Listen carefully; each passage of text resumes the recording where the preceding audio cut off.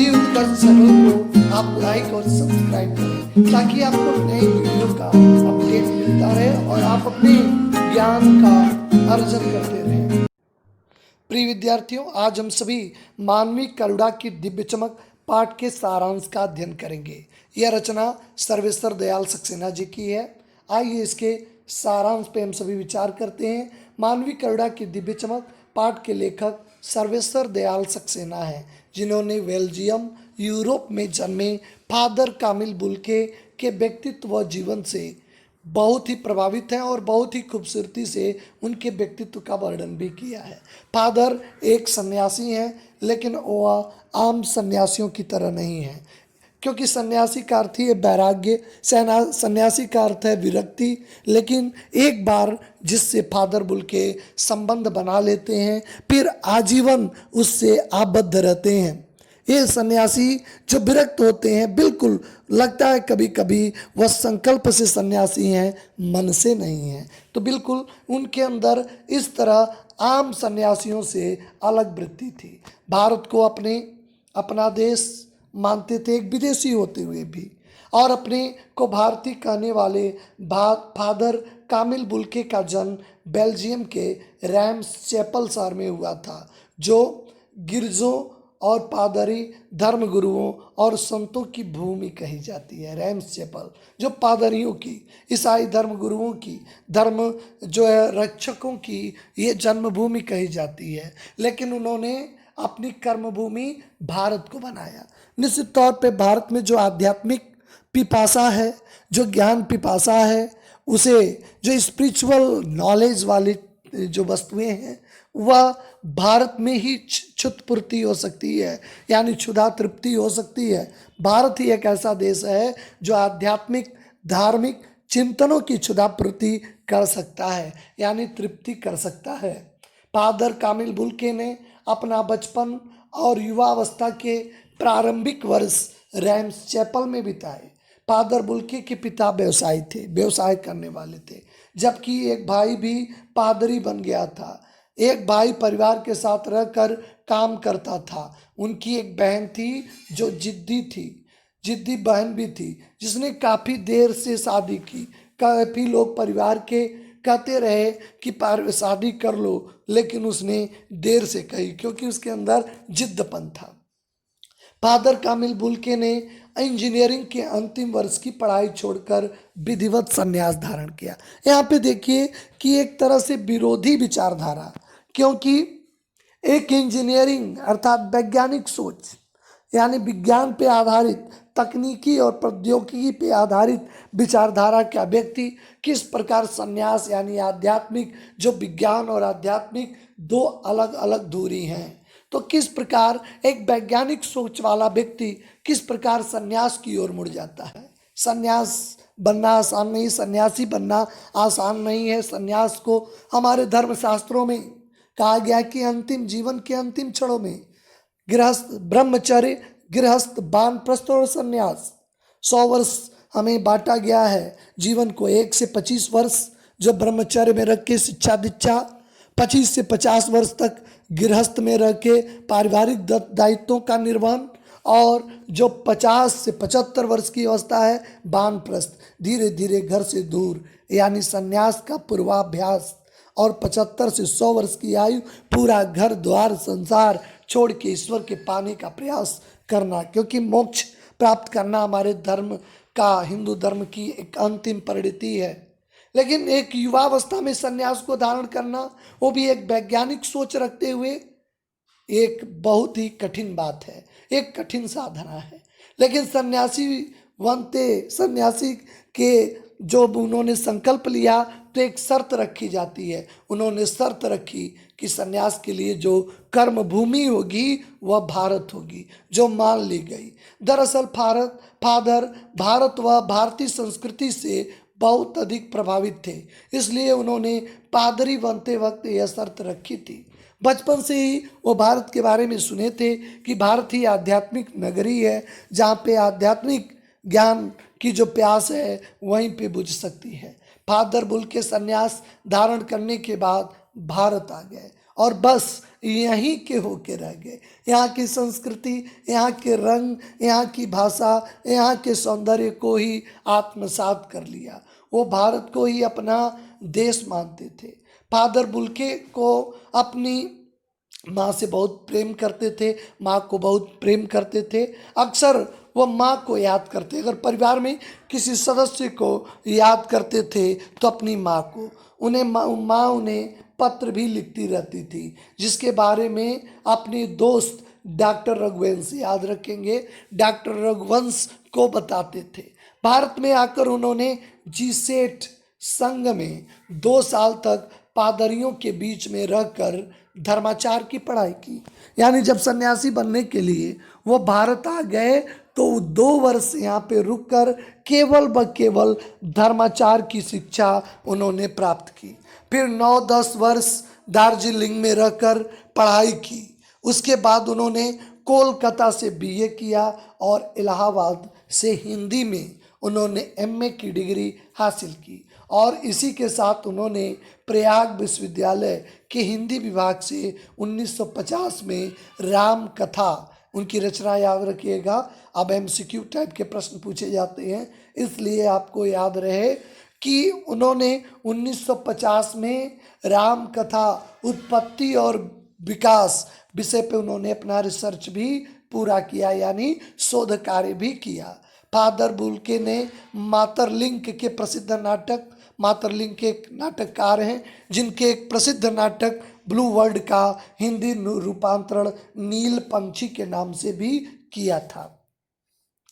बाद में उन्होंने सेंट जेवियर्स कॉलेज और अध्यापन से जुड़ गए। उन्होंने बाद में सेंट जेवियर्स कॉलेज में रांची में हिंदी और संस्कृत विभाग के विभागाध्यक्ष के रूप में भी कार्य किया। अध्यापन का कार्य उन्होंने शुरू कर दिया।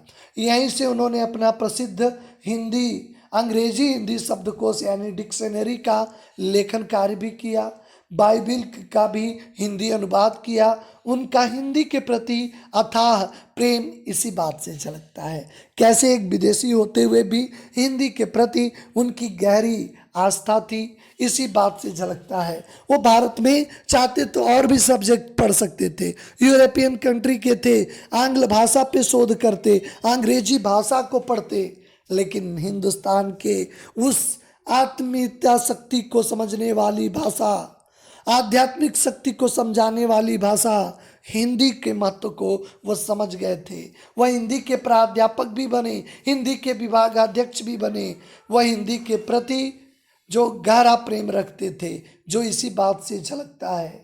लेकिन उन्हें एक बीमारी हो गई थी, जहरबाद बीमारी से वह उनकी मृत्यु 73 वर्ष की उम्र में उनका देहांत हो गया। फादर बुल्के लगभग 47 वर्षों तक भारत में रहे। एक लंबा वक्त उन्होंने भारत में बिताया था। इस बीच वो सिर्फ 2 या 3 बार ही अपनी मातृभूमि बेल्जियम गए थे। यानी एक लंबा समय, 47 वर्ष का एक लंबा समय होता है। उन्होंने भारत की विविध सांस्कृतिक गतिविधियों से साक्षात्कार किया।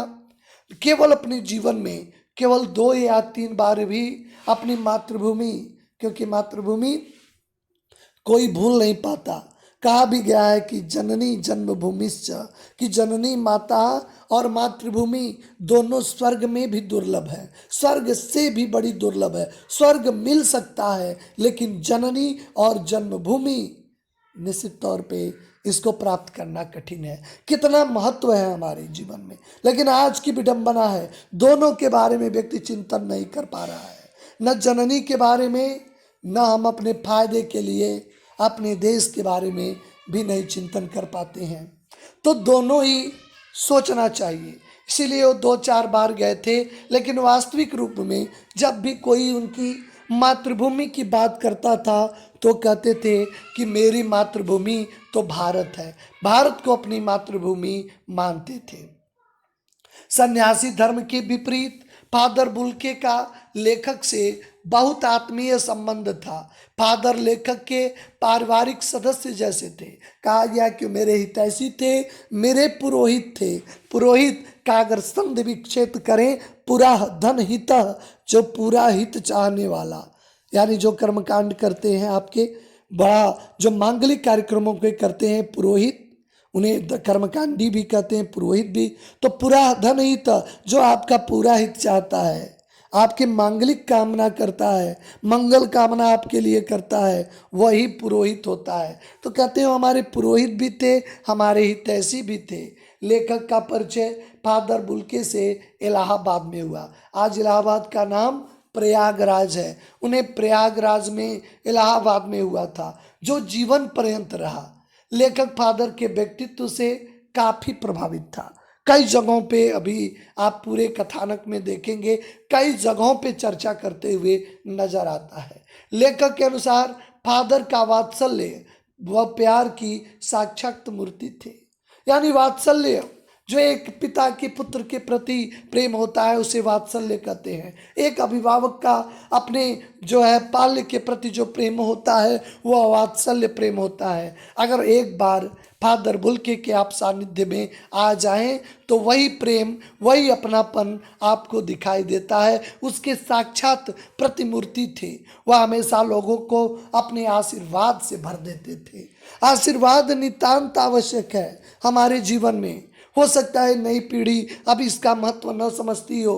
कहा भी गया है कि जहां औषधि काम करना बंद कर देती है, वहीं पे आशीर्वाद काम करता है। एक कॉलेज के गेट पे एक बड़ी ऊंची पंक्तियां लिखी थी, बाअदब बानसीब, बेअदब बेनसीब। जिसके पास अपने बड़ों से अदब का तरीका है, सम्मान का तरीका है, आशीर्वाद लेने का तरीका है, वही जिंदगी में उसका नसीब भी काम करता है। बेअदब बेनसीब, जिसके पास अभिवादन, आज अभिवादन से टकराते हैं, आज के बच्चे अभिवादन से कतराते हैं, भागने की कोशिश करते हैं। लगता है कि उन्हें कोई कर देगा। अभी कह दे कि आप हमारे वरिष्ठ हैं, हमारे समाज के जो हमारे आपके अंकल हैं, इनका अभिवादन करें।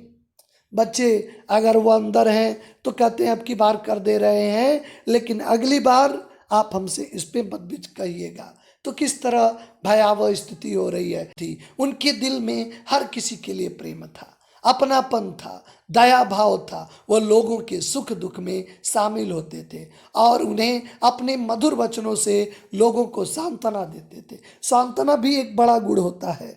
एक सांत्वना देते थे, जिसे एक बार रिश्ता बना लेते थे, जीवन पर्यंत निभाते थे। फादर की दिली तमन्ना थी हिंदी को राष्ट्रभाषा के रूप में देखने की। वह अक्सर हिंदी के प्रति उपेक्षा को देखकर दुखी हो जाते थे। फादर बुल्के की मृत्यु जहरबाद से पीड़ित होकर हुई।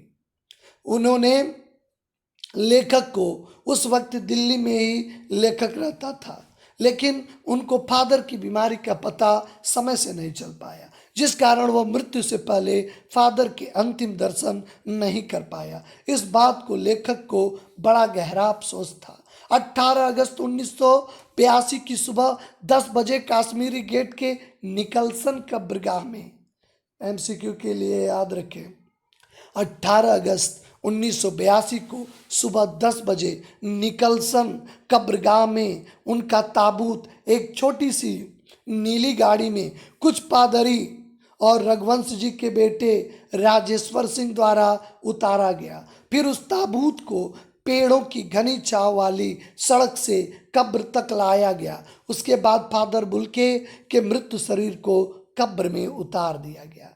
रांची के फादर पास्कल तोयना ने मसीही विधि से उनका अंतिम संस्कार किया। सबके आंखें नम थी। लेखक को आशंका थी कि इनका कोई अपना नहीं है, यहाँ पे कौन इनके लिए रोएगा, लेकिन सबकी आंखें नम थी। देखिए, अपना भी पराया हो जाता है और पराये भी अपने हो जाते हैं।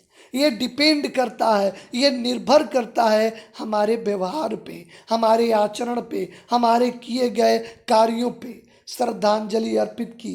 अंतिम संस्कार में वक्त हजारों लोग इकट्ठे थे, जिनकी नम आंखों ने फादर बुल्के को अंतिम श्रद्धांजलि दी। इसके अलावा वहां जैनेन्द्र कुमार, विजेंद्र स्नातक, अजीत कुमार, डॉक्टर निर्मला जैन, मसीही समुदाय के लोग, पादरी गण, डॉक्टर सत्यप्रकाश, डॉक्टर रघुवंश भी उपस्थित थे। लेखक को आशंका के विपरीत हजारों लोग थे। हजारों लोगों की आंखों में आंसू थे। लेखक एक मुहावरे कहता है, उन आंखों के आंसू को गिनना मतलब स्याही फैलाना है। मतलब असंभव था कि कितने आंसू गिरे होंगे। वास्तव में मानवीय करुणा के दिव्य चमक थे। उनके चेहरे पे केवल करुणा का भाव दिखाई देता था, जो सबके लिए बरसता था, जो उनके सानिध्य में था। ऐसे अद्भुत व्यक्ति जो फादर बुल्के थे, जो हिंदुस्तान के रग रग, हिंदुस्तान की भाषा, हिंदुस्तान की संस्कृति को समृद्ध करने का बीड़ा उठा लिया था। ये था सारांश। आगे हम सभी प्रश्न उत्तरों में नेक्स्ट वीडियो में आपसे मुलाकात होगी। आप सभी का धन्यवाद।